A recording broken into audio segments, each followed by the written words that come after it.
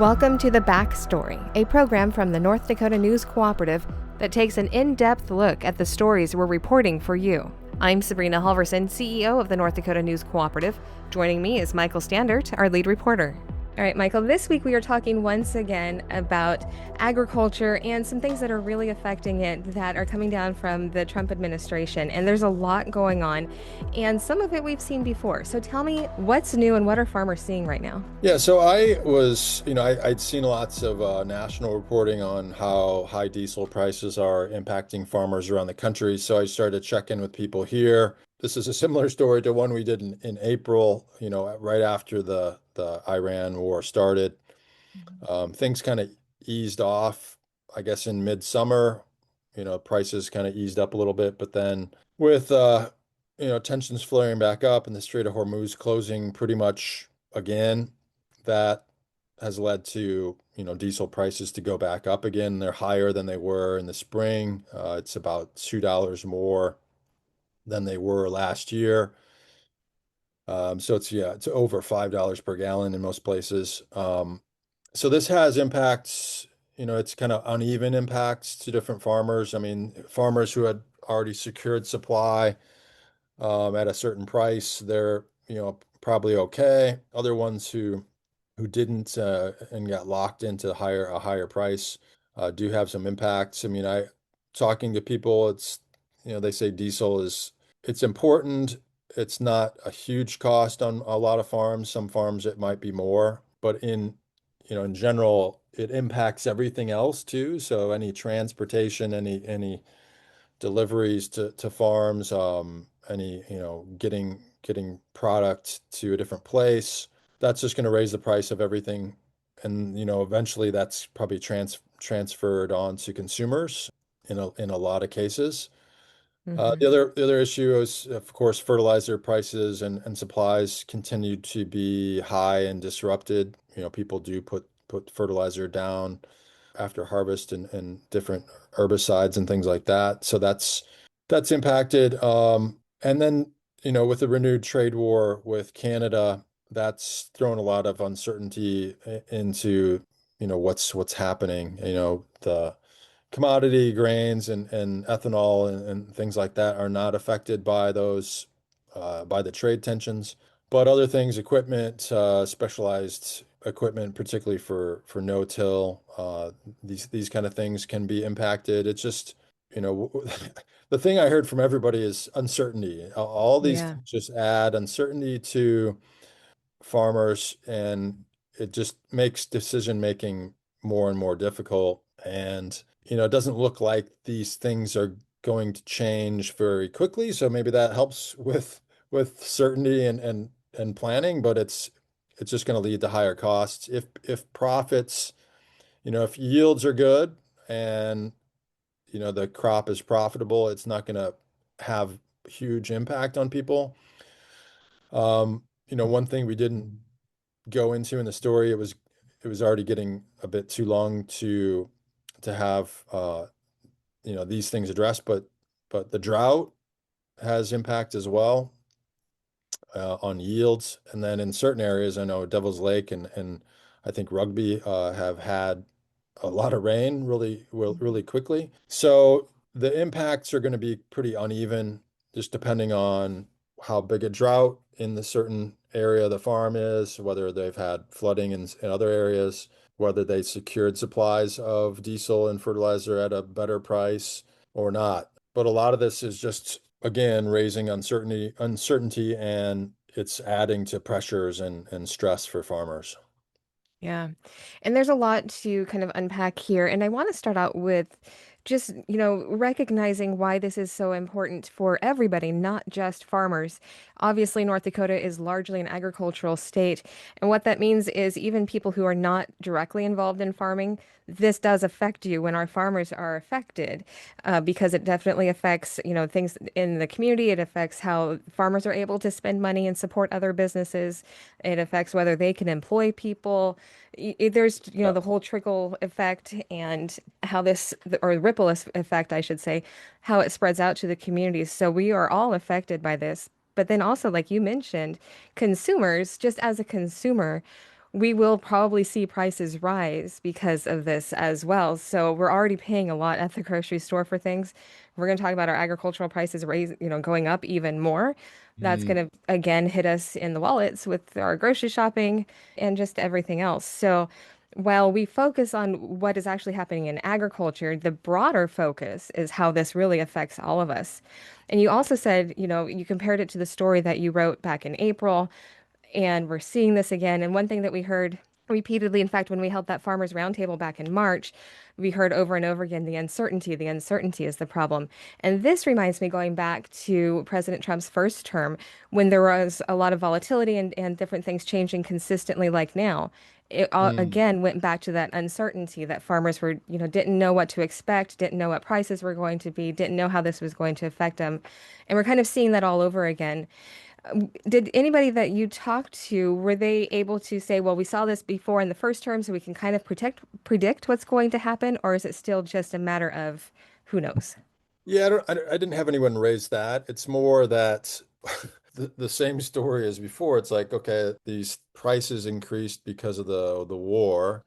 Was that launching that war, was that a good decision? The trade friction with China at the time was another big issue hitting, particularly soybean farmers. Those two things have led people to shift crop decisions and things like that. Again, it looked like prices and things were easing up over the summer, but that's not when, they're not doing a ton. They're just letting things grow at that time. They've put fertilizer down and now the harvest has come. That's the big time to kind of move things around and, when you're particularly reliant on diesel. So it's just added a lot of stress and uncertainty. And now this trade war with Canada, Hmm. the trade friction with Canada, potentially does impact prices on equipment. I mean, there's a lot of equipment that goes, across the border. The other concern that was raised by a few people in other reports I've seen is whether potash would be affected. That goes into different inputs in agriculture here. That's not on the list of what's being targeted with the tariffs, but there is concern that supplies could be disrupted just because of the general issues with the trade. So all those things just add to more uncertainty, and a couple people did raise the issue of a lot of these things are leading to potential bankruptcies and liquidations of assets and things like that. So I haven't been able to look at the latest data on all that. I should look into that too. But I had seen around the country bankruptcies have increased quite a bit. I haven't looked into the North Dakota data too closely lately, but that's something that's on people's minds.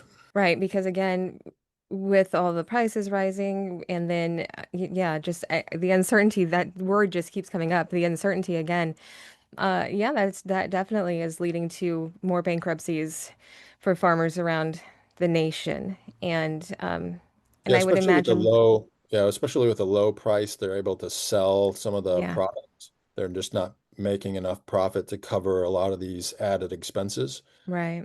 Again, and I caution because people have cautioned me too. It's like there's an uneven impact depending on what crop, Hmm. depending on what contracts people had.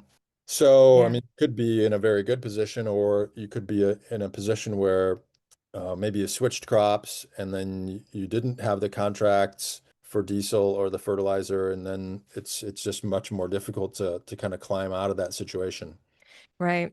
And we didn't even bring into this conversation beef producers because we've been hearing a lot from beef producers too with the idea of bringing in foreign beef Mm, and supplementing our beef supply, which again, if you're a cattleman and maybe grow crops and then this is all compiling too, that's yep. got to be just, the word I want to use is devastating, but it's got to be extremely difficult. Yeah, well, and they use diesel as well. Hmm. I had reached out to some ranchers. I hadn't heard back for this story, but Hmm. I mean, the other people have reported on the issue with the beef, the imports of below price beef. So there's a lot of concern and anger about this as well. Consumers might feel differently, whether that's in getting a cheaper supply of beef with beef being so high right now. But from what I understand, a lot of it is just the supply of cattle and the cost of getting new calves Hmm. is quite high as well. So if there's some way to do something on that end, I that might be a better way to go about it. Did you talk to anybody who had ideas for solutions? Because, as we keep getting into these problems, what's a way out? What can we hope for? What would be, what's possible to bring our country out of this situation here? Yeah, I didn't hear much about solutions other than, trying to figure out how to get the cheapest supply of diesel or fertilizer you can and Hmm. locking those in. Again, people that did lock in their contracts before are in a better position.